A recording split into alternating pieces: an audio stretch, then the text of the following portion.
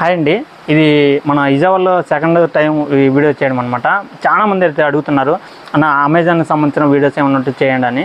విజయవాడలో వచ్చేసి డీనెట్స్ అనమాట. వీళ్ళు అయితే చాలా పెద్ద హోల్సేల్ మార్కెట్ అనమాట. ప్రతి ఒక్క ఐటమ్ కూడా వీళ్ళ దగ్గర అయితే అందుబాటులో అయితే ఉంటాయి.